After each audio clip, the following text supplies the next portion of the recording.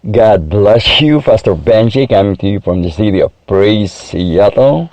And starting today, we are going to study this end-time prophecy of the Bible and the end-time events. Let us pray in Jesus' name. God, we pray today, O Lord, as you bless us with these works of the ministry to study your word, especially these end-time events, O God. Give us the wisdom and knowledge, O Lord, to learn your words. Bless my brothers and sisters, those who join us for this study, because we believe the time is near. According to your word, in Jesus' name we pray. Amen and amen. God bless you all. What a day to start. Today is Thanksgiving, November 26, 2020. Just about over a month before the end of 2020. That's the big question. What is going to happen for the rest of the year 2020? Anyone that knows out there? Because I don't. I can only pray and trust the Word of God. So that's why this is very important study, I believe.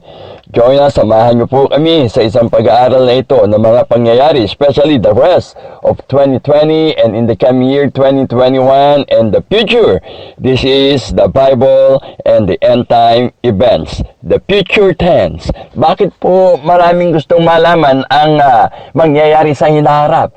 Tomorrow and in the coming days. And even in many countries, especially in Europe, millions and perhaps billions are being spent on these naysayers and prophets and lahat po ng mga manghuhula na upang malaman ang mangyayari sa kinabukasan. Ano po, lalo po yung mga mayayaman tao, gusto niya malaman kung may future ang kanilang kayamanan. At ang mga karaniwan namang mga nilalang, gusto nyo rin malaman kung ano ang kanilang kapalaran. So, nagbabayad po sila ng napakamahal para sila ay hulaan. Kaya nga sa mundo. But for us, students of the Bible, we learn what is going to happen in the future based on the Word of God. Di po dun sa pagbasa sa mga alignment of stars, doon sa mga gulong ng palad o kung ano-ano pang klaseng panghula, crystal balls, something like that. But we study what will happen according to the Word of God. That's why this is our topics, the Bible and the end times events. So, okay, even the kings in the ancient times, gusto po nilang malaman, kumuha sila ng mga prophets, seers, kung ano mangyayari sa mga hinaharap. I heard the story of this student who went to a bookstore and asked the clerks, he asked, can I buy, do you have any book of truth? And the poor sales clerk said, sir, we don't. We wish we know the truth. And I wish I am in that bookstore when that happened, because then I would just simply tell both these folks, the truth is none other than the Bible, the Word of God. Praise God. So today, that's what we're going to study, the truth and what's going to happen in the future according to the Word of God. Amen. Praise God. Bible says, let every man be liars and God be truth. Isa lang po ang katotohanan, kundi yan ang salita ng Diyos ang mangyayari sa hinaharap in the future. So, this is a very exciting study, and insinyar ko po ito na we study this. Blessed are those who hears and read this aloud, because the time is near. The Bible promises a special blessing for those who will study the future according to the Word of God, the words of prophecy. We believe there is hope for the future, in spite of the way it looks at the world today, especially here in America. We believe that any person can be given a secure future and salvation, and be excited to view his destiny by making an honest study of the Word of God, the truth on Bible prophecy. Praise God. Now, I do not claim to be a prophet. My title is student of the Bible. I study the works of the prophets. At sa ating pong panahon, marami pong mga prophets na I believe na tinawag ng Diyos. For example, Hal Lindsey, who wrote the million sellers, bestsellers, The Late Great Planet Earth. Tim LaHaye, who went home to the Lord not too long ago, and David Wilkerson, and many other prophets of our times, like John Hagee and Perry Stone. So many of them, but I believe that they're called by God to prophesy to the world, to the church, and we need to be serious listening to their teachings.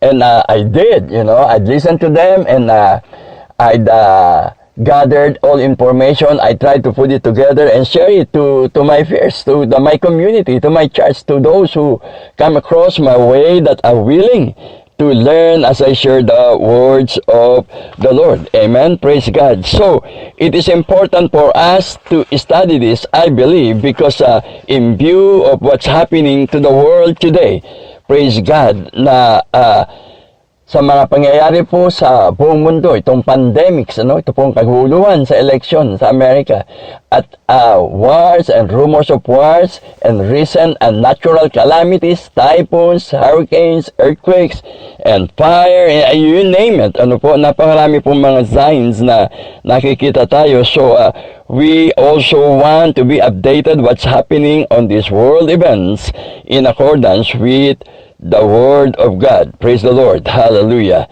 Now, we know that man has not learned from history. The only thing we learn is that we don't not learn from history. That's the only things we learn.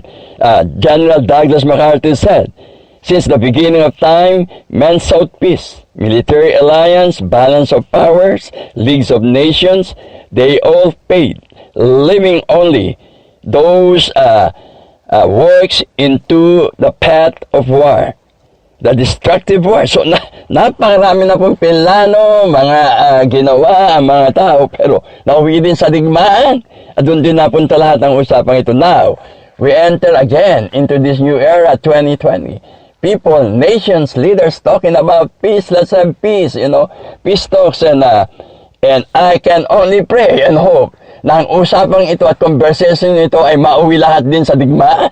So the history had proven that. So I hope we learn that this time we really have peace, and we pray for that. But as we all know, the Bible prophesied that the last war will happen in the valley of Megiddo. The Bible described it as the war of Armageddon. And in the near future, I don't know when. Like I said, I'm not a prophet. We only study the Bible according to the Word of God. So, for now, that's what we want to do. So, just to give you an introduction, ano pong mga pag-aaralan natin? Ito na pong mga signs of times. Of course, lalo na po itong ongoing pandemic. This is clear in Luke 21. There will be pandemics in the last days. Wars, rumors of wars, and lawlessness, kaguluhan. Nakikita po natin ang nangyari dito sa Amerika, iba't ibang panig ng mundo. And of course, all kinds of earthquakes is happening around the world, natural calamities. At yan po ang sign, ang imakas ng pagdating na uli ng ating Panginoon. Jesus gave us an important sign to prove who He was. He has healed many people and raised some from the dead, but they did not consider this is sufficient evidence to prove His claim that He is the Messiah. Jesus answered these religious leaders by saying, when it is evening, you say it will be fair weather, for the sky is red. In the morning, it will be stormy today, for the sky is red and threatening. You know how to interpret the appearance of the sky, but you cannot interpret the signs of times. The signs of times, it is important to see what Jesus is telling us, to interpret the signs of times. People in Palestine today indulge in a very amateur weather forecasting. Weather conditions are such a particular sense given are per indications what the weather will be. Jesus said the signs leading up to His coming were as clear as the face of the skies. Let us examine the skies, these credentials. Let's look at a specific prediction of how our Lord Jesus would come to fulfill the role of Messiah, of how He would fit into the first portrait of the suffering Messiah. The first theme of the prediction relates to the circumstances is of His birth, His crucifixion, and His resurrection, and His coming again, which we believe is soon. So, generally, the Lord has said that generation that shall witness all these things happen shall not pass away. In other words, there is one generation prophesied in the Bible that shall witness all the signs of times coming together, and that generation that witness that sign of times is the generation that shall witness the second coming of the Lord, which I believe is us, our generation that witness all the signs of times coming together. We are the generation that will witness the second coming of Christ. So therefore we believe that when He comes, what the Bible says, that we shall be changed in the twinkling of an eye, and those who died in Christ first shall rise, and we will meet them in the air to be with the Lord forever, which we believe is the rapture. The rapture, we have one specific particular study about the rapture coming soon on this series. Praise God, the Bible and the end time events. But that's what it is. So what is left for us is to pray and evangelize the world, to proclaim to everyone. There is a risen Savior who loves you, brothers and sisters. His name is Jesus, and He's coming again soon. And if you make a decision to believe and accept Him as your Lord and Savior, you shall be saved. That is the central message of what we want to do, to pray for the salvation of mankind, those around us especially. Amen. In Jesus' name, hallelujah. Thank you, Lord. So therefore, today I ask you to tune in today and in the coming days. Hallelujah. Invite your friends. Listen together. Let's pray together. And if you have a chance to share this to other people around you, friends and families, to tell them about this study, and we will always pray for salvation of souls to those who will join us. Amen? So therefore, I ask you to pray with me. And if you have a chance, invite your friends, families. Next time, we'll pray for their salvation. And if, just in case, any one of you listening don't have any personal relationship yet with the Lord Jesus Christ, I ask you to say this prayer with me. Say it out loud from your lips, sincerely from your heart. Say this prayer: Dear God in heaven, I thank you for your love. I believe and accept your Son Jesus as my Lord and Savior. Forgive all my sins. Write my name in the book of life. Thank you, Lord, for my salvation. In Jesus' name I pray. Amen and amen. God bless you. If you say that prayer, congratulations. I believe you're saved, born again child of God. And I'd suggest to you, attend the nearest Bible-believing church in your area and grow in the knowledge of the Lord. Amen. For the rest of us, let us pray. Let's continue to evangelize, share the good news. In the coming days, we'll try to put this up daily. Hopefully, of course, understandably, there are times we cannot do it, but hopefully, as much as we can, daily, we will have this study, the end time events, Bible and the end time events. We will put date to it, and a little note of title and a topic, so that you will be updated where we at, and you can continue where you last heard it. Praise God. Amen. So let us pray in Jesus' name. Oh God, thank you for my brothers and sisters, those who join us for this very exciting study of your word, the Bible and the end time events. Give us the wisdom and the knowledge, the revelation, oh God, that we are able to know your will in these last days for us, for the church, oh God, for your people. Father, help us with your love and mercy. Oh God, in the name of Jesus, we give you glory, praise, and thanksgiving on this Thanksgiving Day, oh God. Father, thank you, Lord, for saving and protecting us, your people, from this pandemic and all kinds of harms in Jesus' name. Father, we give you glory, praise, and honor, and bless your people, my brothers and sisters, those who join us, those who accepted your Son Jesus for the first time. Oh God, bless them, their family, in Jesus' name. Father, we therefore thank you and claim victory upon this study. Lord, open our eyes of understanding, that we are able to know your will, oh God, according to your word. In Jesus' name we pray. Amen and amen. God bless you all. Hallelujah. Thank you, Jesus.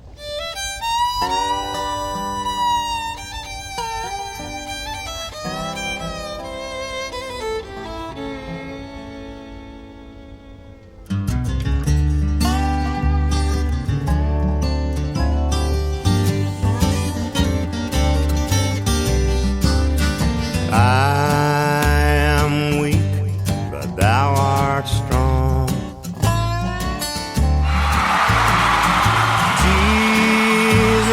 keep me from all wrong. I'll be satisfied as long as I walk, dear Lord, close to Thee.